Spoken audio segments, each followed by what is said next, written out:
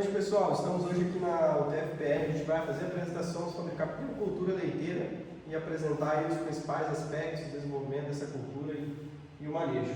Então, o trabalho aí apresentado sobre a caprinocultura leiteira, apresentado pelo Francisco, Guilherme Zata, Guilherme Pinho, Josemar e eu, Rafael. Falando um pouquinho aqui sobre a importância, então a caprinocultura tem como principal base aí geração de renda para pequenos e médios produtores. Ela é cultivada em pequena escala, produzida em pequena escala, aí é o principal foco deles. A produção de alimentos de alto valor nutricional, a gente tem a agregação de valor ao produto, que é a principal qualidade.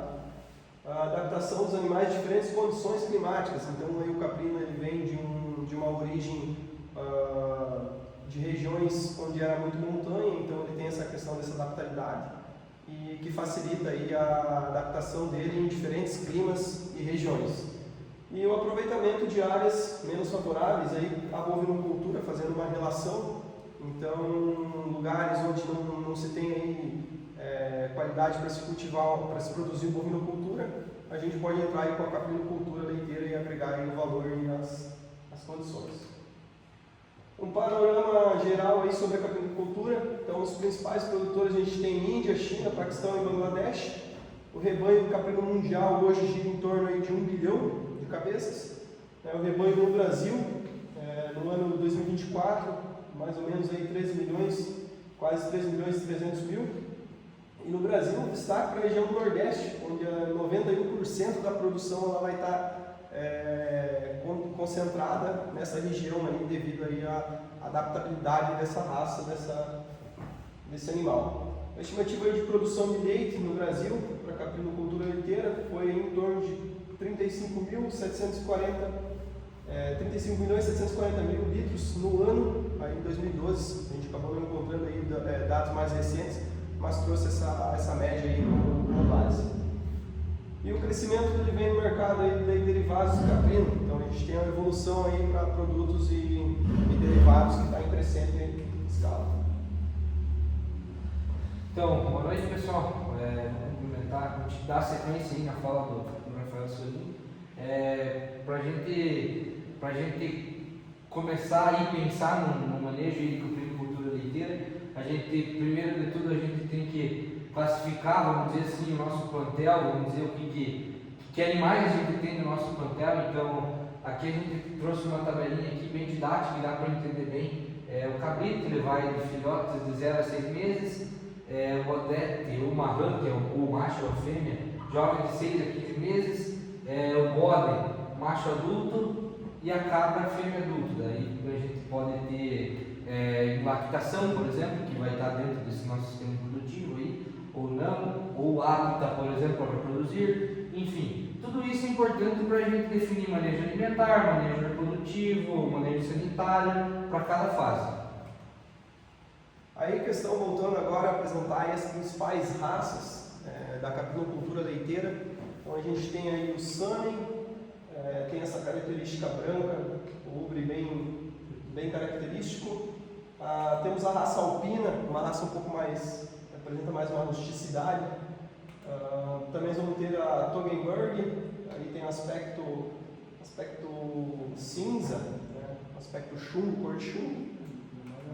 E a Anglo-Nubiana, também lembra aí um aspecto mais rústico, então uma cor amarronzada aí com uma saliência branca em alguns pontos do corpo.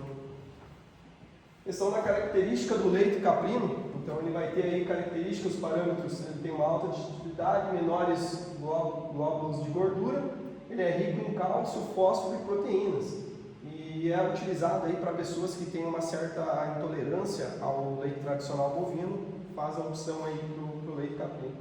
Aqui os parâmetros de classificação, a gente comparou aí com ovelha e bovino, leite bovino. Então a gente tem os sólidos totais, ele fica aí no intermediário. O leite de ovelha ele acaba aí se sobressaindo um pouco, mas aí a gente tem uma qualidade do leite de cabra acima aí do tradicional leite bovino que a gente consome. Então gordura e proteínas aí também sobressai um pouquinho, ainda fica um pouco atrás do leite de ovelha. E um destaque aí para o cálcio, que tem relativamente aí um teor maior, bem maior que o bovino. Então, vamos continuando novamente, dando sequência, falar um pouco sobre alguns dos sistemas de produção em si. A gente tem 3, basicamente. O extensivo, que vai ser o pastejo predominante, ele vai ter o menor custo e menor produtividade. Para ficar fácil de relacionar, é o que a gente tem aqui, por exemplo, no Sudoeste, as vacas pasto, por exemplo, basicamente esse o manejo dessa caprinocultura. Ele tem um menor custo, mas também você vai conseguir extrair menos do animal, vamos dizer assim, você vai conseguir extrair o máximo potencial produtivo dele. Pode pensar. O semi-intensivo, que é a combinação de pastagem e suplementação, e o intensivo, que vai ser animais confinados, com maior controle nutricional e elevada produtividade. Então esse é o que você vai ter o maior investimento, mas também você, bem manejado, você pode ter maior retorno, você vai conseguir extrair o maior potencial do seu rebanho. Aqui aquele documento que a professora disponibilizou para a gente, traz algumas, eu juntei junto com o auxílio da IA, para fazer basicamente uma planta de algumas estruturas essenciais que tem que ter nesse sistema para a gente conseguir produzir, para a gente conseguir ordenhar, basicamente, que é o capril, o bodil, o solário, o curral de manejo, tronco de contenção para fazer aí o manejo das cabras, o pedilúvio e a sala de ordenha. O pedilúvio é mais para uma questão sanitária e a sala de ordenha é basicamente para você conseguir lidar, tirar o leite, enfim. Boa noite, vou falar um pouquinho sobre a alimentação dos rebanhos. Então, a gente tem 2 divisões na alimentação, principalmente na parte com volumosos, que a gente tem aqui principalmente o capim-elefante, a silagem de milho e o feno, fornecendo fibra para os animais, instigando a ruminação dos mesmos, e os concentrados, como o milho, farelo de soja e os núcleos minerais. Então, o milho ele fornece energia, o farelo de soja principalmente a proteína, e os núcleos minerais principalmente vitaminas essenciais para o rebanho. Então, a alimentação ela representa cerca de 60% a 70% dos custos de produção. Então, a gente tem que ter uma boa preparação no manejo da alimentação do rebanho, para ter sustentabilidade e rentabilidade do negócio. Aqui é um exemplo de uma dieta para uma cabra em lactação, então de 50 kg de peso vivo para uma produção de 3 kg de leite por dia. Então aqui a gente consegue destacar o consumo de matéria seca, cerca de 3,5% do peso vivo, isso vai gerar mais ou menos 1,75 kg de matéria seca ao dia. A gente fornece então a silagem de milho, o feno, o milho moído e o farelo de soja. Então, a gente fornece principalmente o volumoso, oferecer aí em coxos, geralmente de 2 a 3 vezes ao dia. O concentrado, água à vontade. Uma cabra em lactação ela consome cerca de 11 litros de água por dia, e o sal mineral. E aqui a gente tem alguns volumosos alternativos, né, para fornecer para o rebanho. Então a gente tem o capim picado, a cana-de-açúcar, principalmente fonte de energia, a silagem de capim, que é feita do capim-elefante, e as leguminosas, que a gente tem o feijão guandu, a moreira e a palma forrageira. Destacando então, como o nosso colega Rafael falou, que a maior parte da produção ela se concentra no Nordeste, a palma forrageira entra como uma boa opção para períodos, né, de longa estiagem, como a gente vivencia, como é vivenciado no Nordeste. E os subprodutos, que é indicado também para o rebanho, então a polpa cítrica, principalmente produzida aí através dos resíduos de laranja, casca, o caroço de algodão, que fornece fibra e proteína, porém o caroço de algodão ele contém uma substância que é o glucipol, então a gente não deve fornecer ele para os reprodutores porque ele causa infertilidade. E o resíduo de cervejaria, que é um subproduto, basicamente fornecendo proteína para o rebanho, em torno de 25, 60, 70% de NDT na matéria seca. E esse resíduo, então, ele pode ser fornecido até 3 kg por dia, por cabra dia. Boa noite, pessoal. Vou falar um pouquinho sobre as necessidades hídricas. Então, as cabras secas, que estão fora do período de lactação, elas costumam a consumir 7,5 litros por dia de água.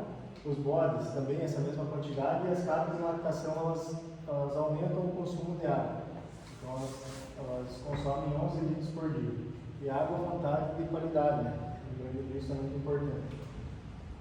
O manejo reprodutivo, então, a puberdade dos caprinos ela começa de 6 a 8 meses, e normalmente a primeira ensinação, o contato com o macho, né, a monta natural, ela ocorre a partir de 1 ano.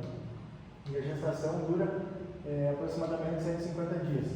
A estação mais reprodutiva e intensa é no outono, né, por adaptabilidade da cabra. Os cuidados com os cabritos, então, os procedimentos imediatos após o parto, né? Limpa de nariz e boca, observar a mãe se ela não vai abandonar o filhote, né? No caso.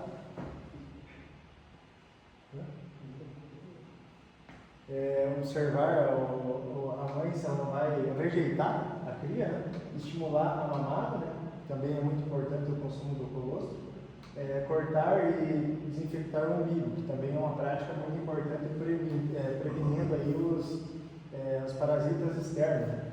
E o colostro, então, ele deve ser administrado 10% do peso vivo nas primeiras 24 horas. Então, um animal de 10 kg vai consumir 1 litro nas primeiras 24 horas.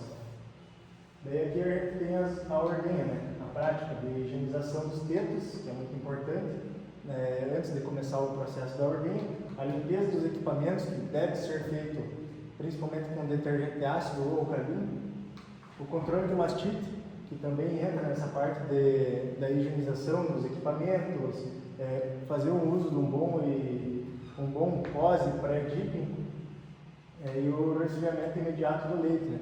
Então, após retirar o leite, deve ser levado para o resfriador para não perder as características. E daí os tipos da ordenha pode ser manual, que daí é mais braçal, ou mecânica, que é utilizando a ordenhadeira mecanizada, né, canalizada.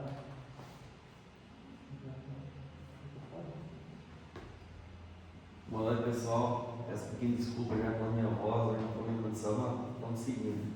Então, vamos falar um pouquinho sobre o teste de mastite. O teste de mastite deve ser realizado toda vez que for feito a ordenha. Você deve tirar uma amostra num papel, pode ser, ou em uma bandeja com fundo preto para verificar isso daí. Você deve principalmente ter uma boa noção de como é que é o leite com mastite, para você saber se o leite está agrumado, se ele vai ter uma coloração diferente, ou talvez até mesmo a presença de sangue para você fazer a análise desse animal. Então, se for detectado, deve ser isolado o leite desse animal até que for feito novamente o teste e ele apresentar um leite de 100%. Então, como o Josemar também falou, é muito importante fazer o pré e pós-dip para evitar a entrada de bactérias externas quando for fazer a retirada do leite. Então, na qualidade do leite, a gente tem alguns fatores que vão influenciar isso aí, como a nutrição dos animais, se você está fornecendo uma dieta correta, uma dieta ideal que fornece tudo que o animal precisa, se ele tem uma boa sanidade e higiene dele. Então, o que seria isso aqui? Vai ser, como a gente fala, o famoso capricho, uma ordenha bem organizada, bem limpa, tudo feito certinho. E também o armazenamento adequado nos resfriadores, onde tem que manter a temperatura correta para o armazenamento desse leite. Então, aqui vai ter alguns indicadores da qualidade do leite, que seria a contagem bacteriana, a CCS, que seria a contagem de células somáticas, e também a sua composição química, como o Rafael comentou, tem diferentes composições, então é muito importante analisar tudo isso daí. Então aqui, um pouquinho dos produtos derivados que a gente tem a partir do leite de cabra. Vai ser primeiramente o leite pasteurizado. A gente pode ter também queijos finos, leite em pó, iogurtes, doce de leite e sorvetes. Então aqui eu trouxe também um pouquinho sobre as vantagens da caprinocultura leiteira, que seria uma menor necessidade de área. Um animal você pode produzir em uma área menor que se fosse um bovino, uma boa adaptação em regiões secas. Então por isso, como o Rafael também comentou, na região Nordeste tem a maior porcentagem tem esses animais, por conta disso se adaptam muito bem, eles são muito adaptados em regiões secas. O ciclo reprodutivo, como o Josemar comentou, aproximadamente 150 dias, é um ciclo muito mais rápido que tanto de bovinos quanto de equinos, se a gente for pensar em vários outros animais. O leite com o valor agregado, ele gira em torno de R$ 3 a mais que o leite de vaca, ele gira em torno do mercado de R$ 5 o litro.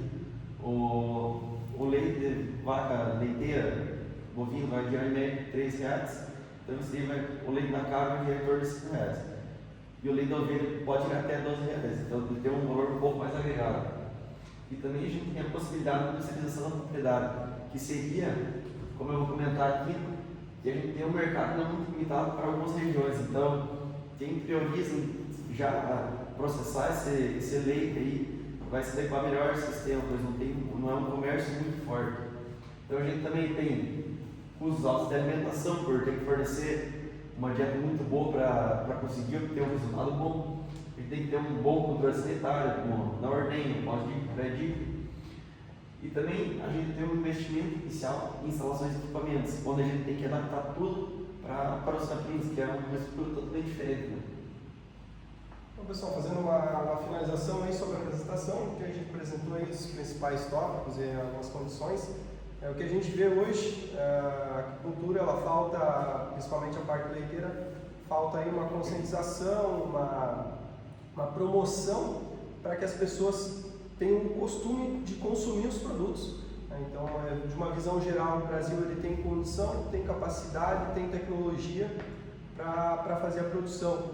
Então, o que falta mesmo na prática é essa questão de uma promoção, um incentivo para se fazer o consumo desses produtos. Então, aí para se ter uma produção aí em regiões, principalmente como o Nordeste, lá é mais comum essa questão da produção e do consumo, mas também falta aí trazer e fazer esse consumo na nossa região, porque a gente acaba não tendo como corriqueiro essa questão. Então esse foi o nosso trabalho, a gente agradece aí a professora Badaró pelas aulas e todas à disposição, visitas técnicas, a gente fez com ela e é isso aí. Muito obrigado.